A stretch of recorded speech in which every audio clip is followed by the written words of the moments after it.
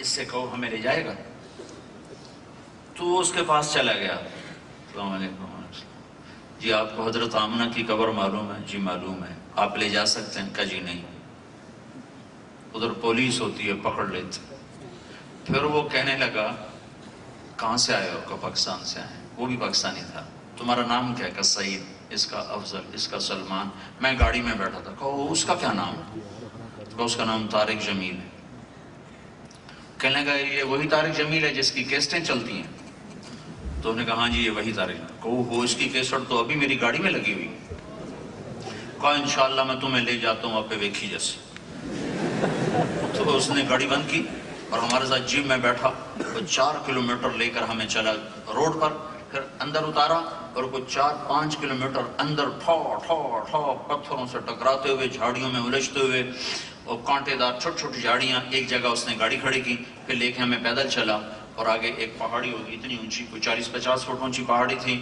اس پر قدرتی ایک ایسے ہموار سطح تھی اس کی اوپر. باقی پہاڑ ایسے ملے ہوئے تھے کالے سیاہ.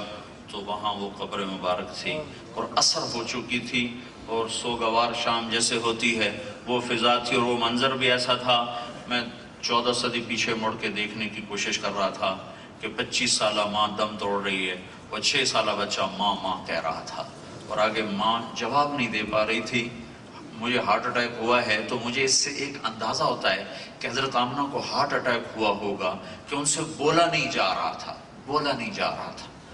تو وہ اور پہلو بدل رہی تھی بے قرار ہو کر. یہ ساری نشانیاں وہی ہیں جو ہارٹ اٹیک کی ہوتی ہیں.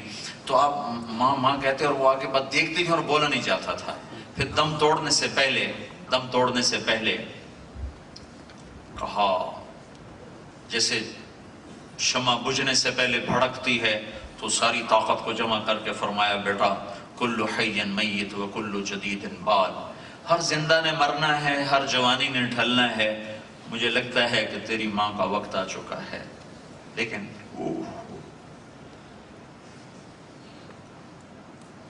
تم نے وہ جگہ دیکھی ہوتی تو تمہیں بابا ٹھنڈے ایڈیٹوریم میں تمہیں کیا بتاؤں، تمہیں کیا سمجھاؤں. میں ہزاروں دفعہ یہ قصہ سنا چکا ہوں. ہر دفعہ میرا دل بھر آتا ہے اور آنکھیں ڈبڈباتی ہیں کہ وہ منظر میرے سامنے آ جاتا ہے کہ اتنے بڑے نبی کو، اتنے بڑے حبیب کو اتنے بڑے امتحان میں ڈالا. 6 سال کے بچے کی کیا حیثیت. جنگل، سن 2000 میں انسان نام کی شے نہیں تھی وہاں. تو 1400 سال پہلے وہاں کیا ہوگا.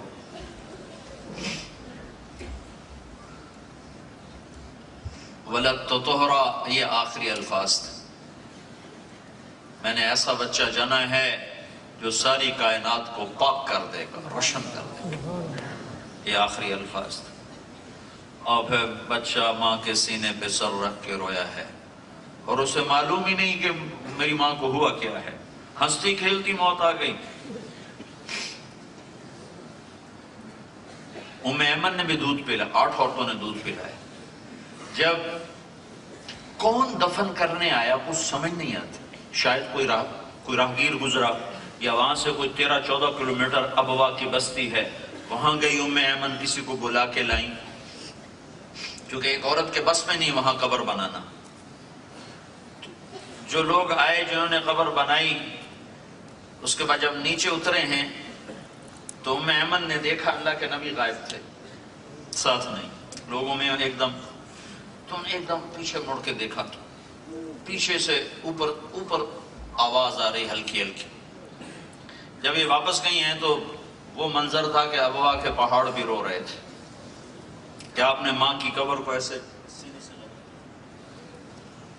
ماں کی قبر سے ایسے چمٹے ہوئے تھے، ایسے سر رکھا ہوا، گال قبر سے لگائے ہوئے، سینہ قبر سے چپکایا ہوا اور ایسے اوپر پڑے ہوئے.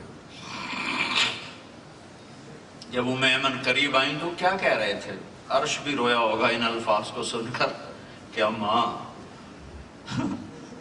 تجھے تو خبر ہے نا، تو بھی میرا آخری سہارا تھی، تو بھی مجھے چھوڑ کے چلی گئی، تیرے بغیر کہاں جاؤں گا. کس گود میں سر رکھوں گا؟ ہائے ہائے، واہ یا رسول اللہ، کیا دکھ دیکھے اور کس بے دردی سے ہم نے بھلایا ہے، کمال کر دیا۔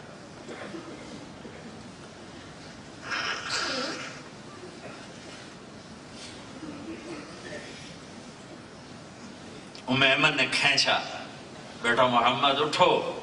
کہ میں نہیں جاؤں گا، میں ماں کے بغیر کہیں نہیں جاؤں گا۔ اسے نہیں خبر کہ یہاں کہانی ختم ہو جاتی ہے۔ مکے تک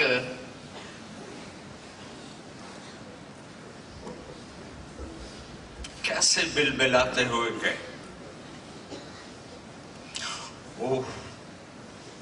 او میرے عزیزو، صرف جلسے نہ کیا کرو، زندگی بدلو زندگی۔ سیرت النبی کا جلسہ خیر و برکت کی چیز ہے، لیکن آخرت کے فیصلے صرف جلسے سے نہیں ہوں گے، آخرت کے فیصلے زندگی بدلنے سے ہوں گے۔ آج زندگی بدلنے کا فیصلہ کر کے اٹھو۔ آپ بے قرار ہو کر روتے، ماں کہاں سے آئے؟